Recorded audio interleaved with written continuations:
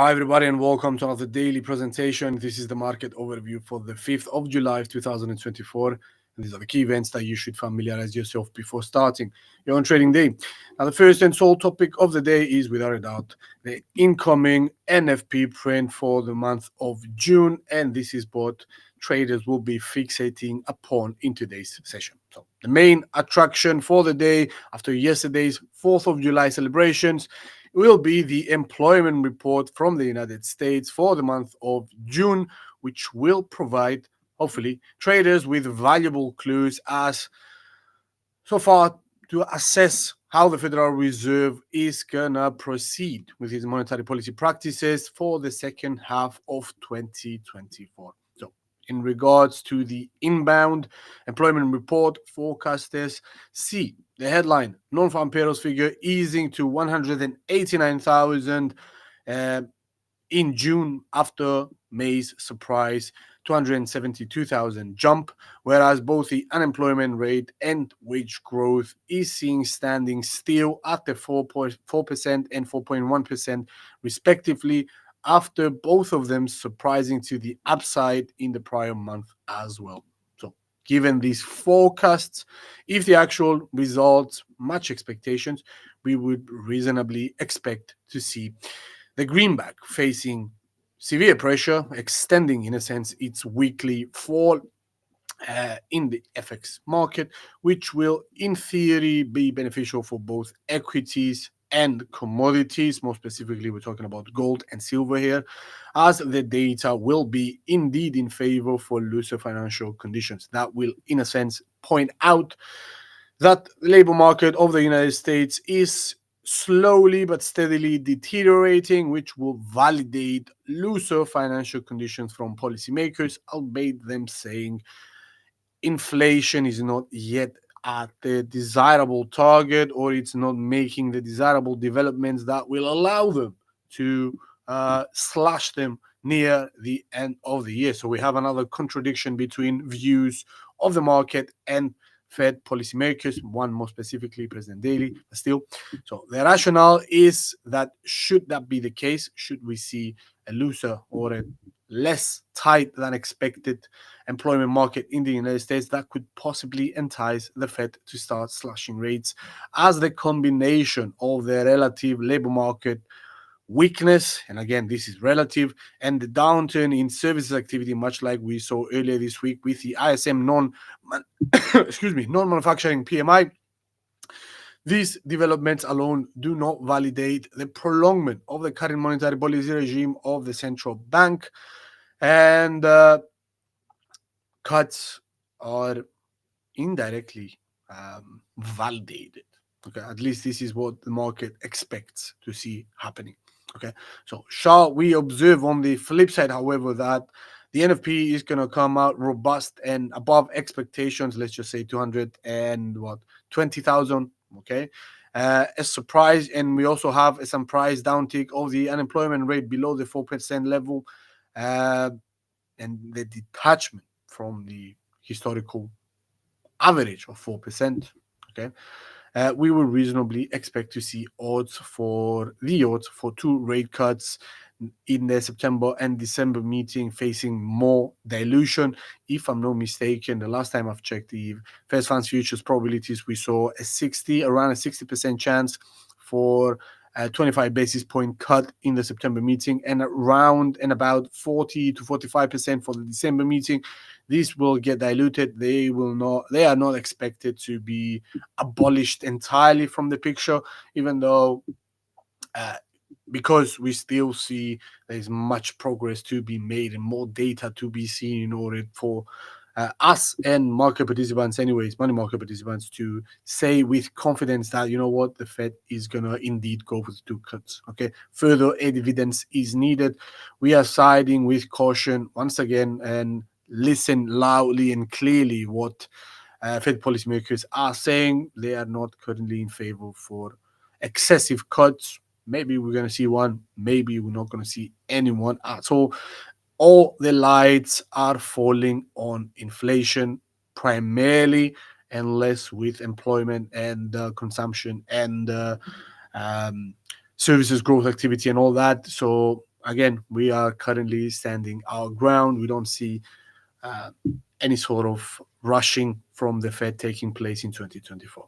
Okay, so again, I'm going to summarize. Currently, the odds are indeed favor for two cuts of 25 basis points each taking place in September and December, according to the most recent Fed Funds futures probabilities, which leaves a projected terminal rate of 5% by the Fed near year's end. Again, we will see the development of the labor market in the United States. ADP and jolts earlier this week, where the results were kind of mixed. They were not dismal. They are not providing much confidence in the eyes of forecasters for severe downturn of the employment market. But again, yet we may be surprised. Who knows? We'll see. Okay, for the time being, this has been the end of today's session, guys. Thanks for watching, and we will catch you on Monday session for, again, hopefully another brief update. For the time being, take care. Bye-bye.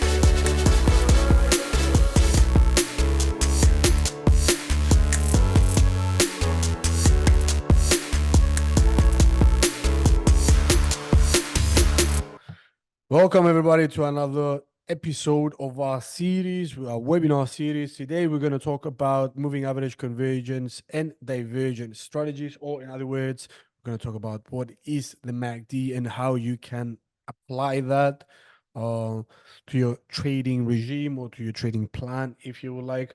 So we have discussed this topic in the past. Today is going to be a much like refresher. Okay, so we're going to bring up to speed in a sense what we have learned in the past. We're going to refresh our memories, and after we get past these slides, this presentation, we're going to go on a live environment and apply what we just discussed. Okay, so the first half is going to be more like an educational, going through the lectures kind of vibe, and then we're going to move on to the live environment. So at the time we're going to do that, please let me know whether you can, whether you want to look at one specific instrument, or if you have preference. That's what I mean. If not, I'll just bring up some random charts, and we're gonna discuss how you can, in a sense, put into action what we just covered. So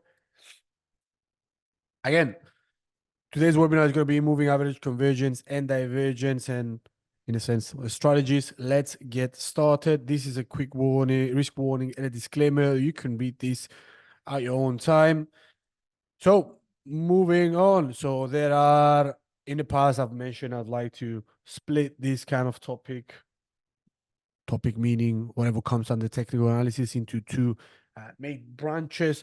One of them is charting analysis. The other one is what you have in front of you, the mechanical analysis. And from here onwards, I've decided to split it into further two groups, which are on chart and off chart indicators, technical indicators, the stuff that technical analysts or technical traders use in order to, in a sense, amass the highest percent of probabilities of chances of succeeding at placing their trades and placing their trades accordingly. Okay, so mechanical analysis is being split off into two branches, on chart and off chart. We have covered in the past moving averages, Bollinger Bands, and Fibonacci retracement. These have been extensive topics that we went over, and all these three types I've just mentioned, these technical indicators have been covered in the past, and they fall under the category of on-chart indicators.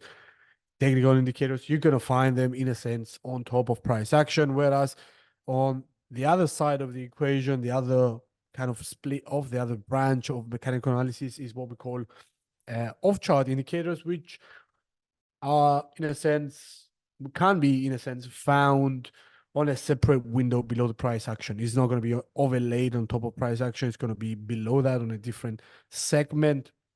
Most of these are oscillators. And we have covered so far the relative strength index, the RSI.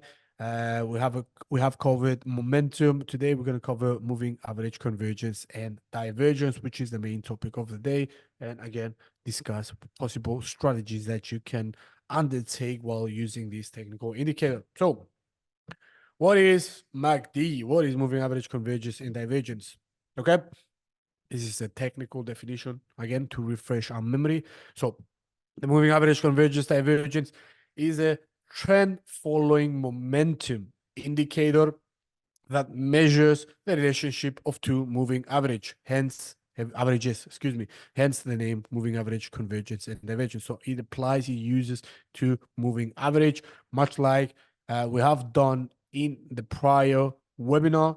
We have discussed moving average strategies, not MACD strategies, but moving average strategies. MACD adds another dimension, which is the momentum. Two moving averages, in a sense, the reason why you use them is in a sense to gauge the direction of the trend and whether you have spotted whether the trend is starting to reverse, or at the opposite side or the flip side of the coin, whether it is going to continue or has been continuing to moving to that desired direction. The MACD, the oscillator, in a sense, adds on the extra parameter, which is momentum. Hence, it creates the extra two words in the title. So moving average, the convergence and divergence aspect of it comes in because we turn it into an oscillator, and hence the MACD name. So it is used to spot changes. We're talking about MACD here, obviously. Used to spot changes in the strength, direction, and momentum, but also duration of a trend in an instrument's price. So moving average by themselves give you plain direction. Okay, MACD gives you how strong the trend is.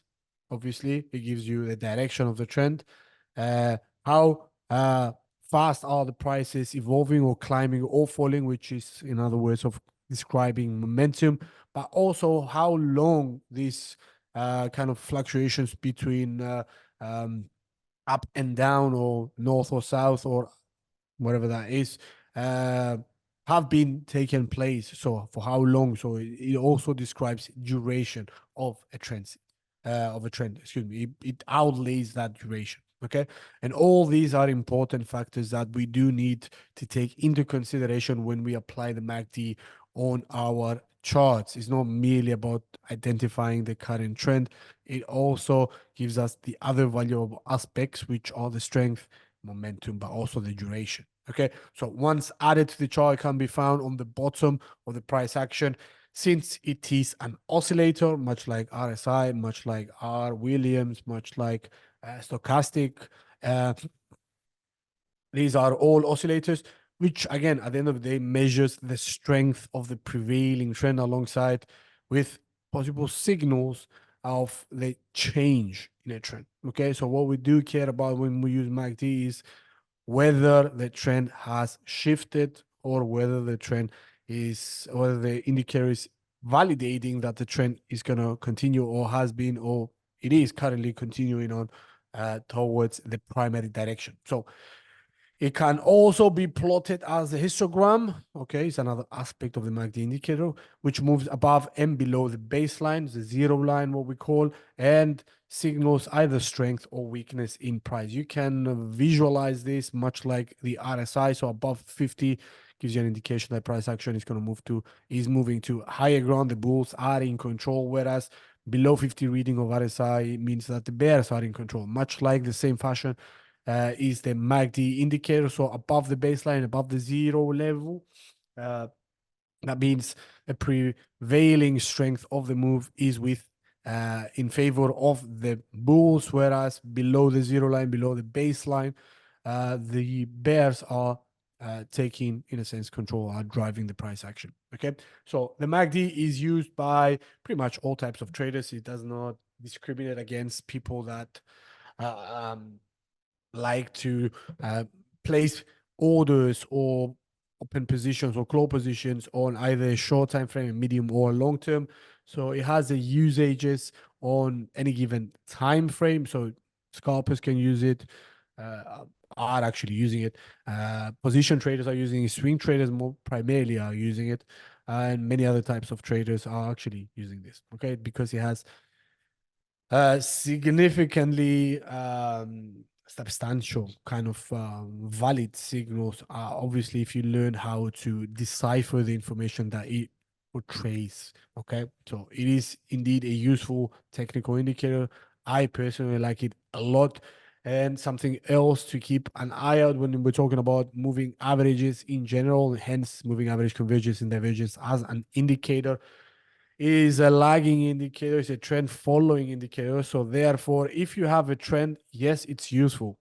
Either the market moves upwards or downwards, yes, it is useful. Whereas if you have an instrument that is trading on a sideways fashion or in trading range, it's not going anywhere, it's just going up and down within a tight bound for a prolonged period of time, in a sense, having no identifiable direction, MACD is not that useful. And in those kind of occasions, is recommended not to be used. You can use, for example, stochastic. It's much more accurate on a trendless kind of market compared to MACD, which is primarily targeted and used for trending markets. Okay, something you need to have at the back of your mind. Okay, so cover this. Let's move on to the next slide. So this is a visual illustration of what the Mark D looks like. It's going to be, you can see that clearly below the price action. So it has a separate panel or a separate box or rectangle, whatever you want to call that, that goes beneath the price action. Is not on the top of price action. Okay, again, mainly because it's an oscillator. It needs its own parameters in its own scale. So, and the snapshot below visually illustrates one of the key functions of the MACD that we do need to learn and understand and take note of once they arise. And more specifically, it talks about divergence. Obviously, hence it's the name, moving average, convergence, and divergence. These are the stuff we'll look at in order to get, in a sense, a heads up that the trend is, in a sense, to spot as soon as possible where the trend has shifted. Okay, it's not going to tell you when the trend is going to shift, or that the trend is about to shift in I don't know, 10 periods, but is compiling information about the past. It's a lagging indicator, so in a sense it shows you things that already have happened. Okay, but using the divergence element, okay, spotting these kind of divergences. For example, price action makes higher highs and higher lows, whereas the MACD indicator below the chart is not validating that. For example, it makes lower highs and lower lows. Okay, so they move in different directions. This is what we call a divergence, and more specifically in this kind of cases, a negative divergence. And it's an early sign that, you know what, the trend is going to shift or has shifted, and from there onwards we can adjust accordingly and we can play this accordingly. The point is to learn how to spot this, and once you spot them, to know, in a sense, have a playbook on how to approach this kind of situation. Okay, because it happens relatively frequently. Okay, divergences can't be spotted on any given instrument. The point is you need to pay attention to that specifically, but also, there's some instruments that do this once every while. There's some instruments that pretty much do this on a regular basis. Obviously, it's up to the um, price action, and it lays on the specificity of the instrument. Okay, so the moving average, convergence, divergence takes, in a sense, two trend following indicators, and you use two periods, a short period and a long period. most people, or the default settings of the MACD are 12 periods and 26, 12 for the short and 26 for the long exponential moving averages. Okay, you can do simple moving average as well. Doesn't matter. It does matter, but these settings and the usage of the MACD can be defined or predetermined by using a simple moving average rather than an exponential. Personal liking, I do exponential. You can do simple, the same thing. The point is to understand what information is it conveying to you. Okay. So it takes two trending following indicators, 12 periods and 26 periods, and turns them into a momentum oscillator by subtracting, the shorter EMA from the longer one. Okay, much like the moving average strategies we have done in the past. So we were looking for the crossovers of the 12, the short-term moving average, above the long, the 26-period moving average in this kind of case, for us to gauge that the market has indeed shifted its trend. So therefore, when you see a crossover between the small and the long, and you see the small moving average crossing above the long moving average, this creates what we call the bullish cross, or the bullish signal, in other words, or the golden cross, which is obviously an early indication for going long. Whereas when you see the short moving average crossing below the long-term moving average, you get what we call a death cross, or a signal, or a bearish cross, which is a signal to go short. Okay, pretty much simple stuff so far. Okay, so the MACD, when the MACD crosses above zero, what we call the baseline, it signals positive momentum, and this is what I just mentioned before. And when it falls below the zero line, it indicates negative momentum. So all these, again, are relative, and we need to pay attention to this. So where the moving average convergence divergence line is and the signal line is either above or below the zero line has different implications. And we also have what we call the trigger line, or the signal line, which is a 9-period exponential moving average of the MACD, which is what we subtract from the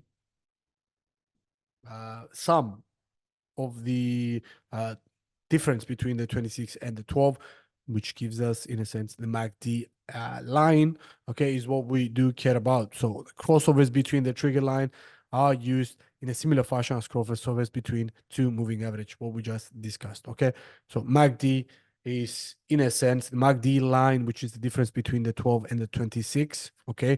Most of the times you're going to see that as a blue line. This is what we're going to refer to it as, okay? So when you see the MACD line crossing above the signal line, which is the red line, you're going to see visually represented, creates the same thing, the bullish crossover. Whereas when you see the MACD line, again, the blue line, crossing below the signal line, the red line, this creates what we call the bearish cross, okay? And that's the short signal, okay? You will see that in action pretty soon. So fear not, if you have any sort of questions, please send them through. But so far, I think everything is relatively simple, okay? So the indicator shows a blue line, the MACD, and the red line, which is called the signal line, but also the histogram, which is the difference between the two.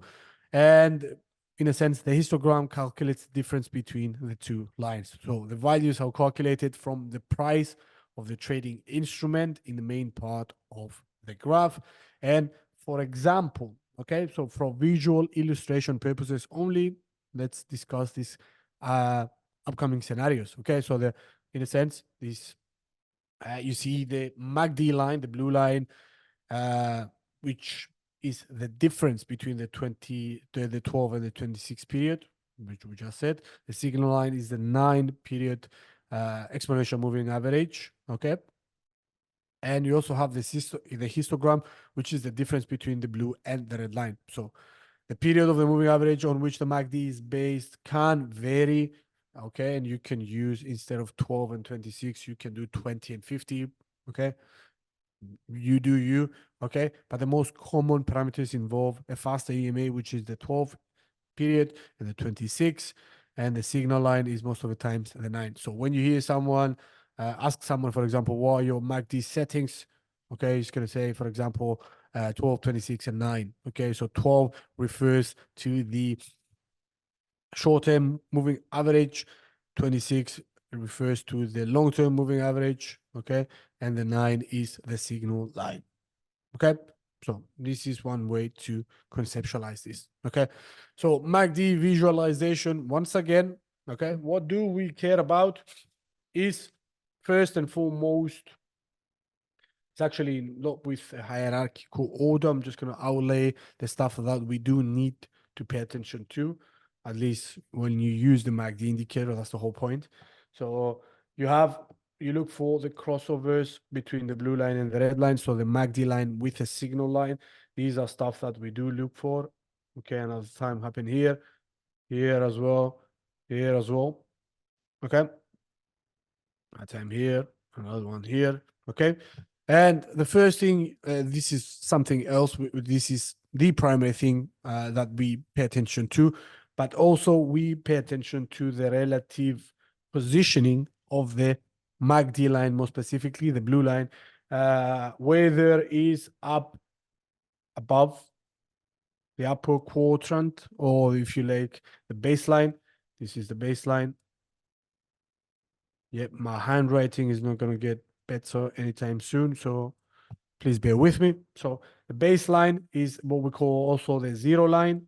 So we do care about crossovers, but we do also care about where the line, the blue line is, okay, either above, which signals positive momentum, or below, which is negative momentum, okay? And in this kind of case, we see, for example, here that, yes, the momentum is with the bears because it's below the MACD line, the blue line.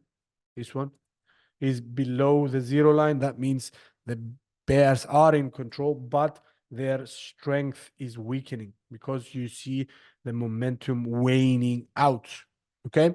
And on the contrary, when you get the crossover, okay, you see a histogram recording a value of 0, obviously, because it's the difference between the MACD line and the signal line. This is what you would have expected, okay?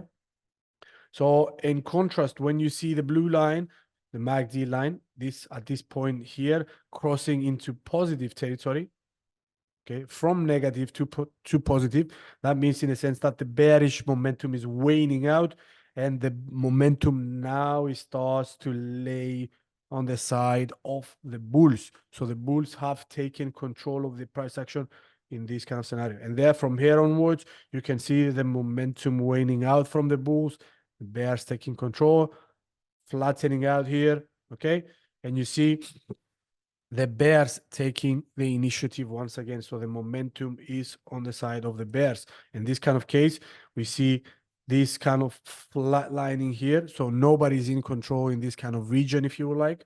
But as soon as you see the MACD line, the blue line crossing below, okay, the price action, excuse me, not the price action, below the zero line, this creates the sell signal in a sense that gives you a heads up that the bears are in control and the momentum is strengthening. And in this case, it kind of faked out, but it continued moving stronger. Okay. So this translates into sharper falls of the price action. Okay. You can clearly see here coinciding with this. Okay. Clearly. Also, something else to note is that whenever you get crossovers, okay, this is the early signal. This is the early signal once again. In this kind of cases to sell. This is an early signal to buy. But the ultimate signal comes, okay, when you get the confirmation that the bullish momentum, yes, the crossover, the bullish crossover has occurred. First warning sign, you flag this crossover, but your signal to enter is when you get a definitive signal that the bulls are in control of the momentum and the move. So the definitive signal takes place when you see the MACD line, the blue line crossing above the zero line. And this, if you can extend this upwards towards the price action, is going to coincide, okay, with this crossover, which is as two moving averages, okay, a 12 and a 26. signals that the trend has indeed shifted. But see, it's too late. We've left behind all this kind of move. So an early signal, some traders like to enter, okay, as soon as the crossover occurs and as soon as you have the fade out of the bears, okay, this is the extra validation, the fade out of the bears and the acceleration of the price action because the bulls have entered the picture. This is what they're trying to capitalize. In a sense, they try to front run. Okay, you can clearly see that the signal to enter is much sooner. Okay, and in this kind of case, much more handy and convenient compared to the actual signal that was created when you saw the crossover of the MACD line above the threshold, above the zero line, above the baseline. Okay, so opposite case, for example, can be found somewhere in here.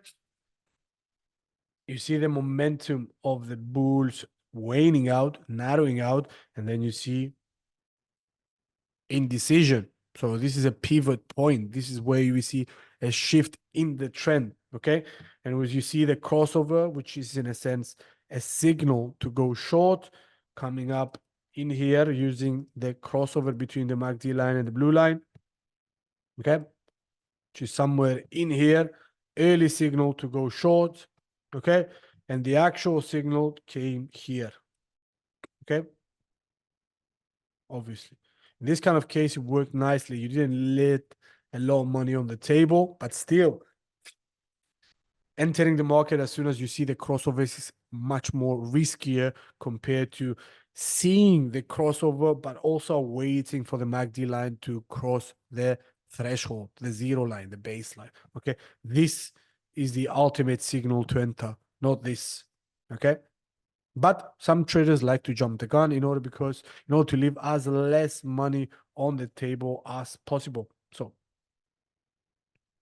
maybe this can be deciphered as a signal, and this is the actual enforceable action. So you get the sign here, the signal, and you actually enter the position here. Now, the question arises, when do you exit this trade, okay?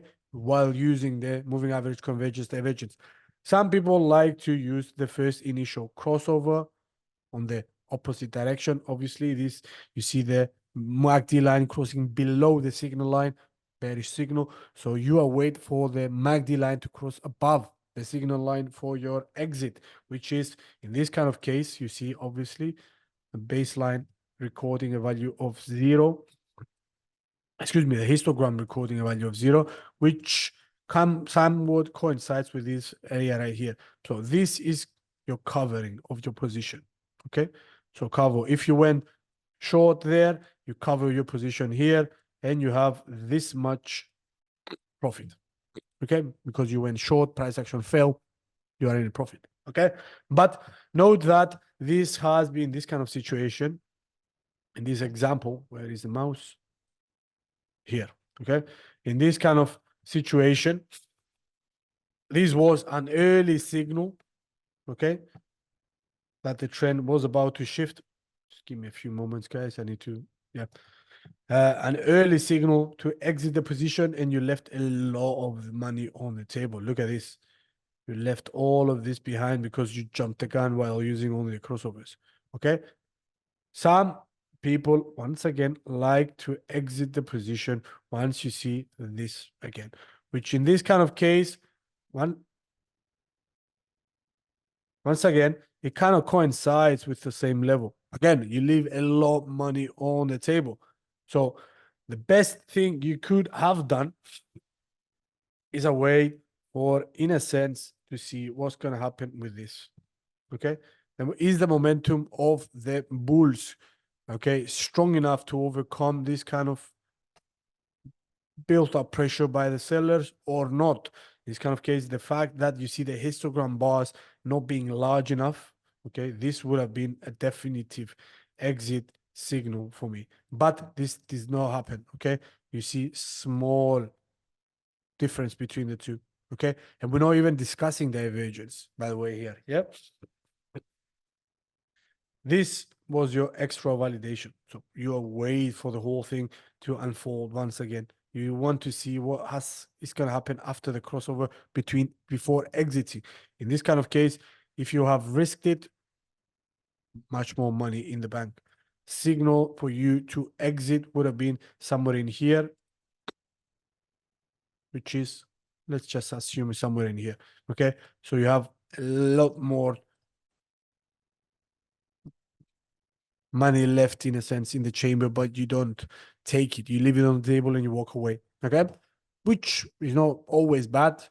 Let's just say not getting greedy is one of the virtues of trading. If you do have that virtue, some people get greedy and you leave a lot of money on the table, the fearing that you're going to leave a lot of money on the table. And for example, you just stay stubborn and you leave the position open, and this happens and you don't pay attention to it. And then the price action comes up here and you barely equalize. Okay, you manage to, in a sense, get out of the position, losing, not losing money, but leaving a lot more on the table. Okay, so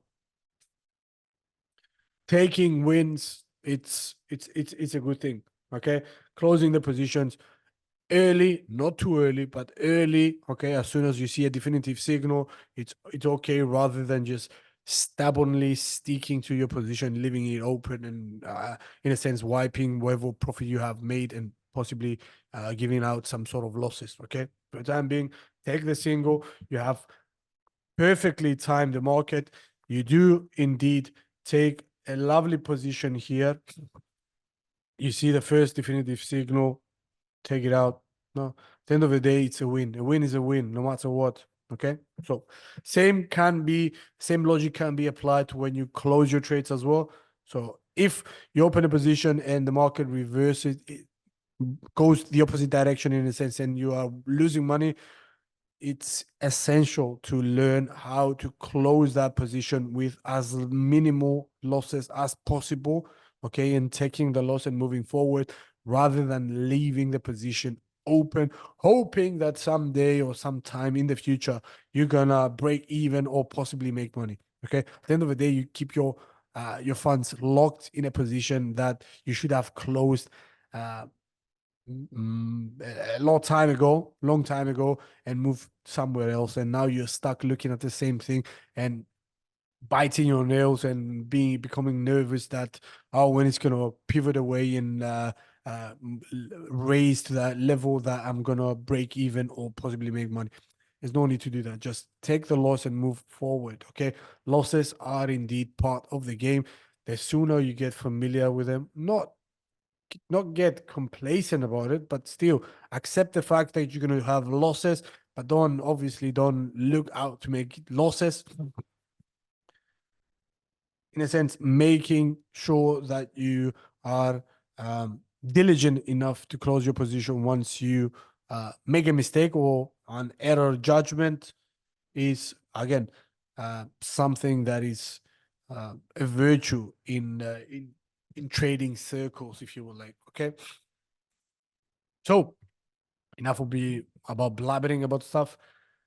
Let's move on to the next slide. So now we're going to talk about the exponential moving averages, which in a sense highlight recent changes in the trading instrument's price, and by comparing EMAs of different lengths, hence the 12 and the 26, the MACD line gauges changes in the trend of an instrument. This is why we use them, why we use the two time periods. Okay, so we need to use a long term and a short term in order to see whether the short term trend is shifting and is going to challenge the long term kind of trend. Okay, and again, 12 and 26 periods,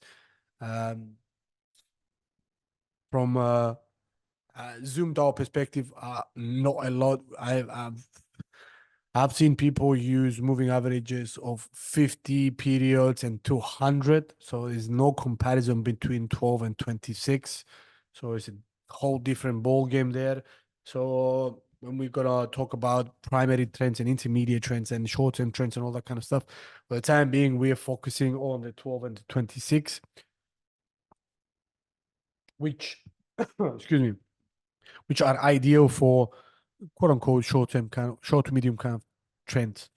Okay. So where did we where were we? Okay, so by comparing EMAs of different lengths, multi-line gauges the changes in the trend of the instrument. Yep. And by comparing differences in the change of that line to an average, the analyst can identify subtle shifts in the strength and direction of any instrument. Excuse me, guys. Analysts can identify subtle shifts in the strength and direction of an instrument's trend.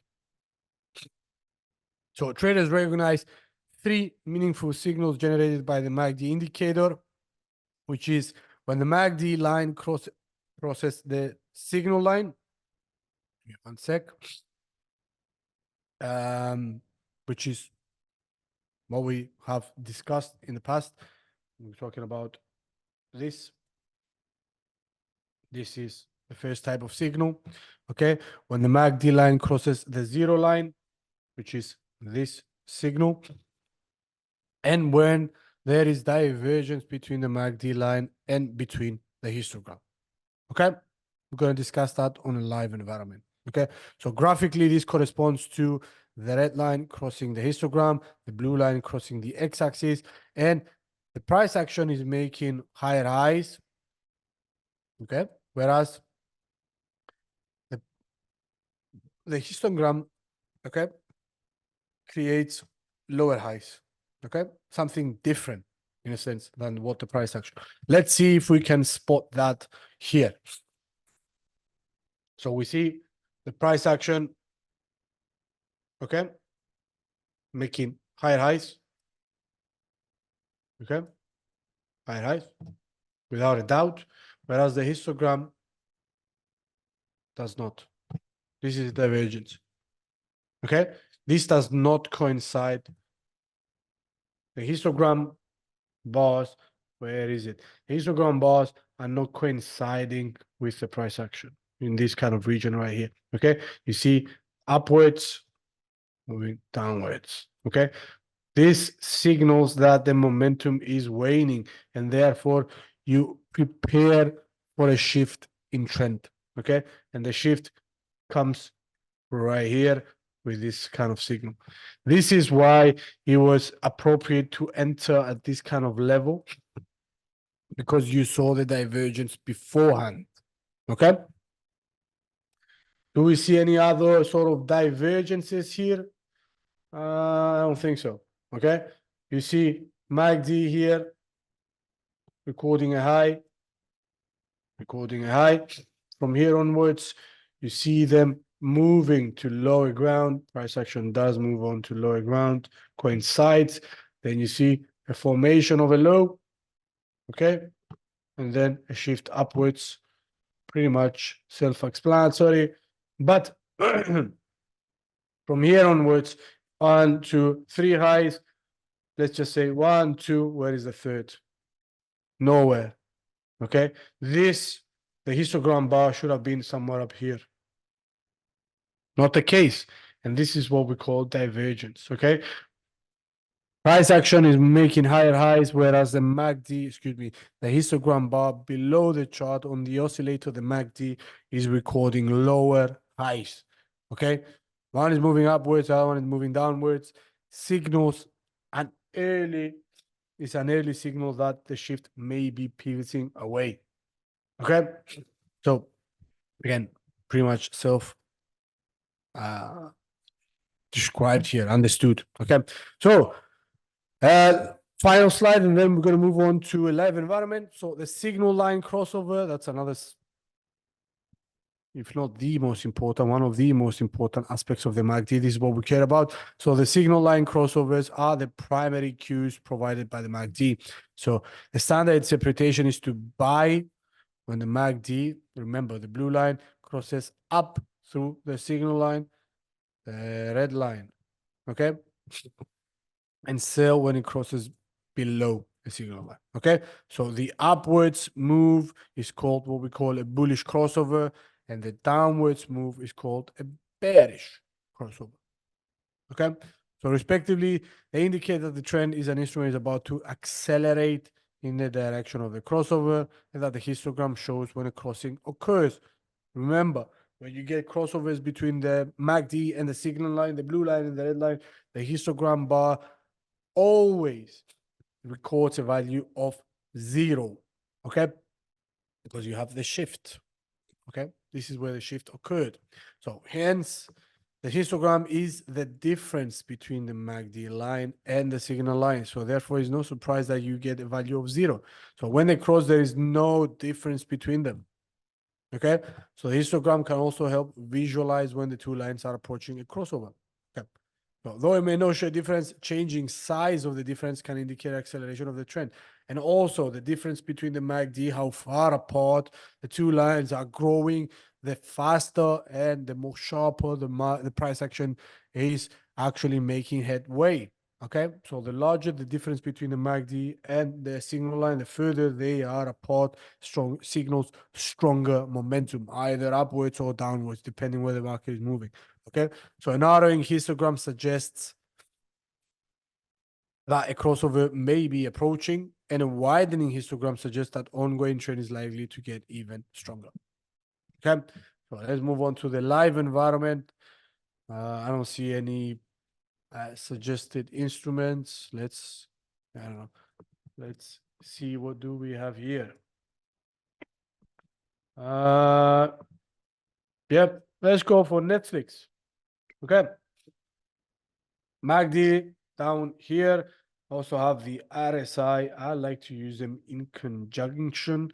More specifically, I like to use them to spot much easier any possible divergences. So even though I look specifically for the RSI for any given divergences, I overlay that with a MACD to show to see whether the MACD is also recording moving a divergence, and if both of them are recording a divergence, in this prime example they do, okay, I am placing much more confidence in my scenario that the price action is going to move to lower ground in this kind of case, because you can clearly spot this here.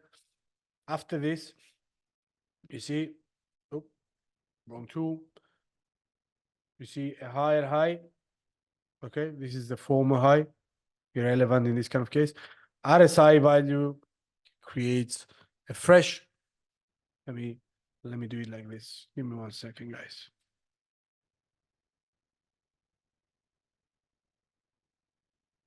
Let's split them in order to see them much more nicely. Okay. Okay, two different indicators plotted together. Let's do it separately first and then overlay the overlays. Never thought I was going to say that, but still. So, price action records a high. Is this confirmed by MACD and RSI? Okay, MACD histogram. Yep, high. I see that. Is the RSI doing the same thing? Yep, I see that. Fair enough. Very nice. Now, price action continues to move north. Obviously, you get a higher low here, a higher high, a higher low, a higher high, a higher low, a higher high, a higher low once again. And somewhere in here, something weird happens. This kind of area. Let's shade it. Okay. So we see the peak of the price action. What has been going on with MACD and RSI below the chart? What are the oscillators talking about? Okay. So coincision in regards to the peak, no doubt. Bottoming out here, lovely. Coincision. From here onwards, look at that. Histogram should have been positive because we get a new higher high by the price action. No sign whatsoever of a higher reading in the MACD. MACD should have been in the positive territory for this period I'm just highlighting here, okay? For at least 1 week. No, MACD is in the negatives, okay? Same thing happens here. Another higher high by price action. MACD barely going into positive territory, barely. Okay, so this is the second indication that divergence may be taking place. RSI, we're not going to talk about RSI just yet. Again, same thing. Price action moves to higher ground, creates a new high, fresh high. MACD negative. Divergence. Clear as day divergence. Okay. Price action. It's upwards.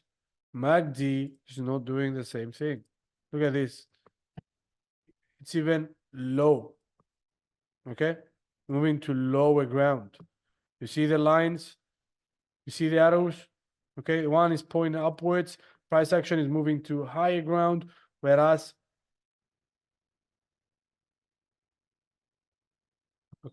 whereas the MACD draws a completely different picture. It moves south.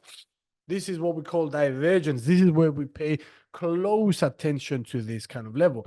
And the primary bias that I would have had today would have been, not today, but in this kind of period, in this kind of range, I would have been, if I was in this position, I would have been paying close attention and possibly having my finger on the exit button for as soon as possible, as soon as I continue to see, for example, this kind of thing, this kind of divergence being extended into the future.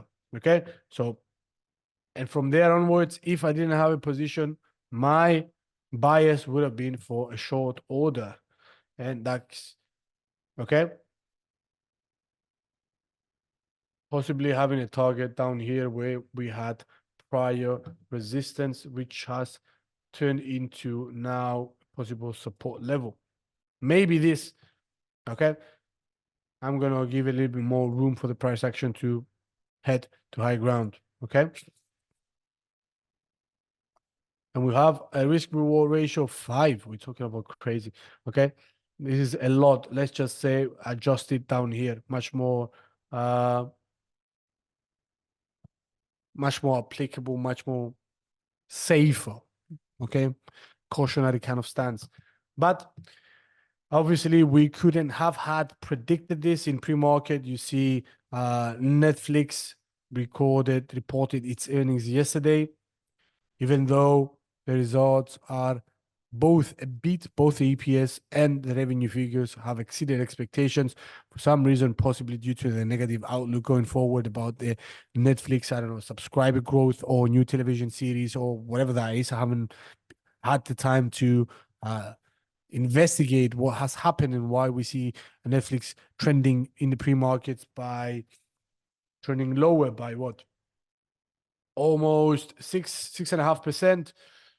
Unsure. But the technicals have indeed given me a heads up before this kind of happened. Obviously, these would have been much, much more different, okay, if we have had some sort of robust, even better than this kind of results, which could have skyrocketed in a sense the price action to high ground in pre-market today.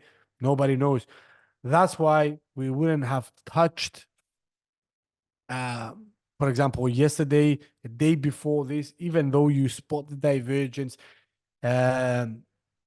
it's a lot more risky to enter a position right before earnings if you have not done your homework. So personally speaking, I don't enter positions unless I do my homework first. And even though I do my homework, I'm kind of reluctant to place a trade before an earnings release because nobody knows what's going to happen. Okay.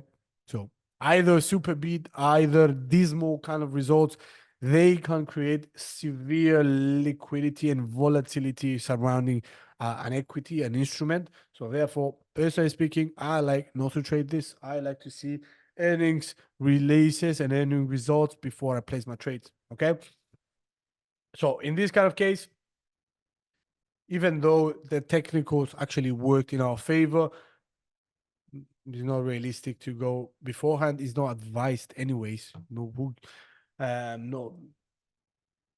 who am I to give advice? But the point is, from a rational standpoint of view, it's way too risky to go before earnings and buy or sell something. Okay, unless you have some sort of privileged information, you've done your homework, and you expect uh, uh, the price action to move into one either direction depending on your info.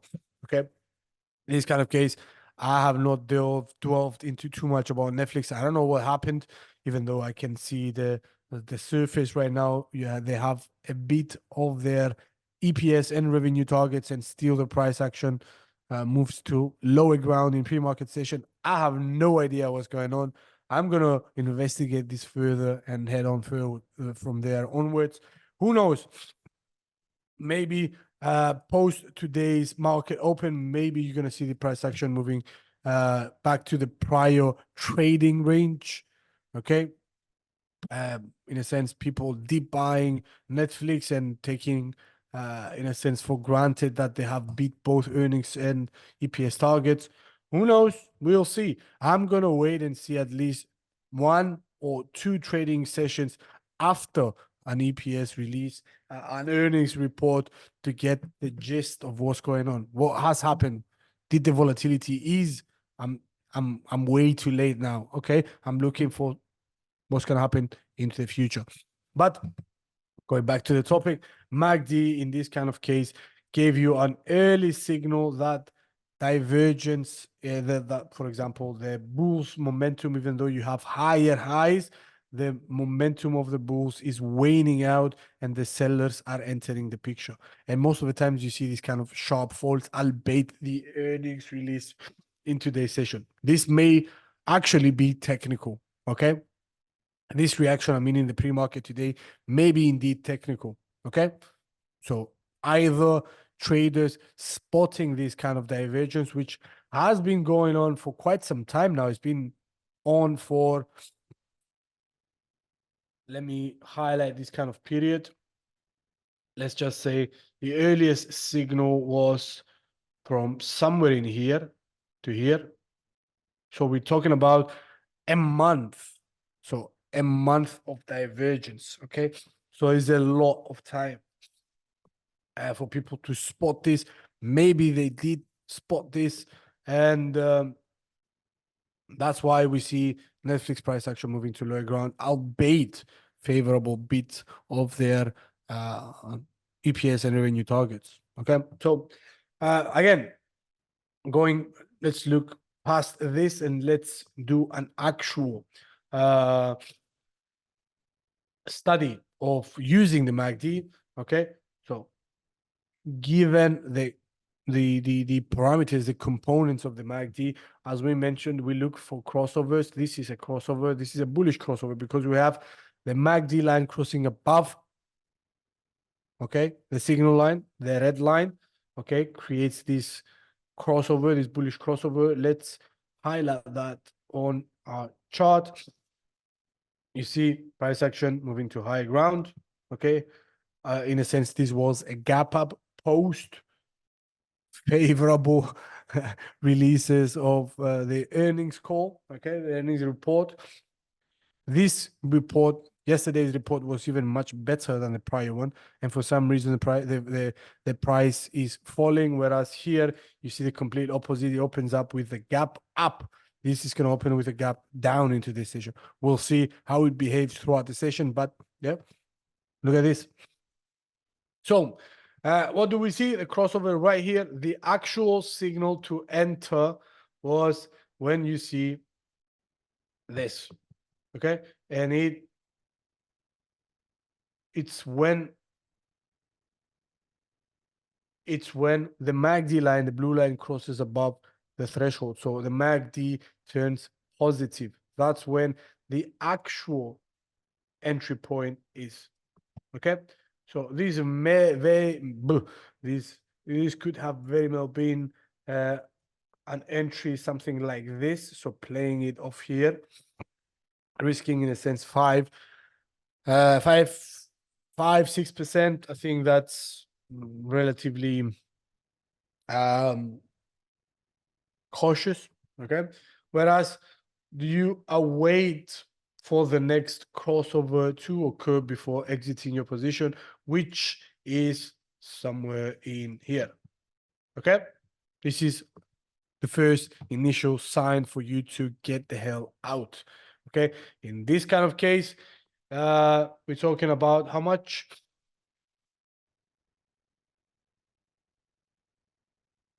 15% gain, and you are risking 5-6%. So, yeah, 3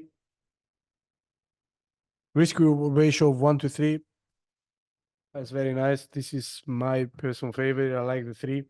Okay, not because I'm superstitious about the number 3, because I don't know. It's a healthy balance of what to expect. Okay, in regards to gains compared to the losses. Okay, obviously the more the better, but you have to wait longer. You have to be more patient, and you don't have to be that accurate in regards to your entry and exit points. Okay, the longer you are in a trade that goes to your direction, the better it is. But you have to be on top of it day in, day out to see whether it's moving to that direction or not. Okay, so the first signal to exit was up there. Could we have had a much nicer kind of exit?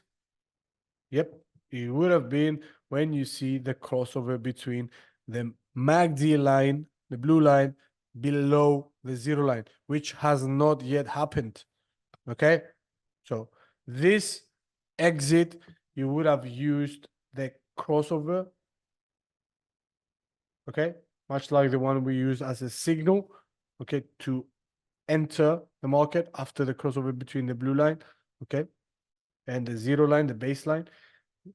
Okay, this is the signal. This is the actionable, let's just say, period.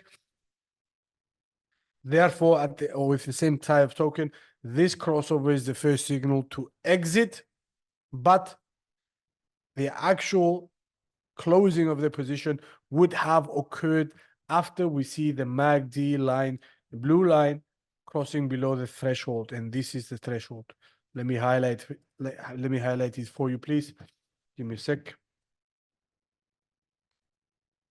This is the exit line. Okay. MACD is nowhere near that. I mean, it's moving now. Possibly this signal is gonna be given in today's session after we open. Okay. MACD line in this kind of case did not cross over or cross below the 0 line, the baseline, for over a period of what? We're talking about 25th of October of 2023. Okay, so we're talking about what? 5-6 months now of keeping a position open. That's why it's ideal. MACD is ideal for swing traders. Okay, so the maximum profit you could have had so far, if, for example, you close your position in today's session after you see this kind of, let me do it differently. Okay, so the maximum you could have earned, let's assume that the market is going to open with a gap, a negative gap. Apparently, that's what is going to happen. And given this sharp drop of the price action, at least if this materializes, most likely the MACD line, the blue line, is going to cross below the 0 line. So therefore, this is going to create the sell signal. So let's assume this is going to be the case. And let's see how much we are expecting to get from this.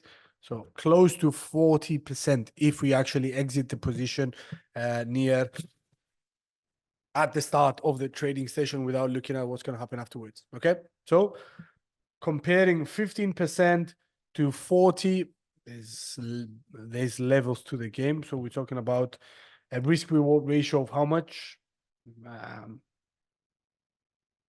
Let's assume it's somewhere in here. So same thing. Okay, so we're looking at a risk reward ratio of 6.3 to 1. Beautiful. Compare that to 3, getting double than that.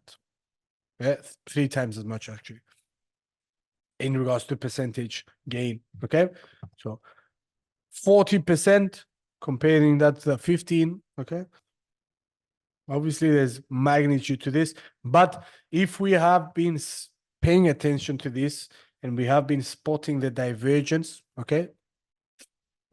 And we have successfully spotted the divergence. For example, we exited market, let's just say somewhere in here.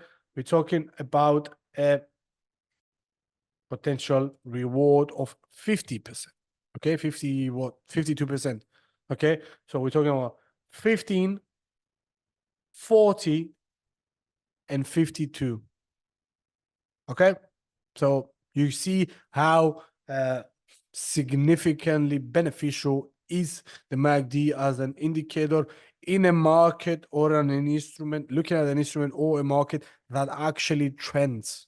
Okay, so this is moving to a desirable direction, upwards, whatever that is, whether it's upward or downwards.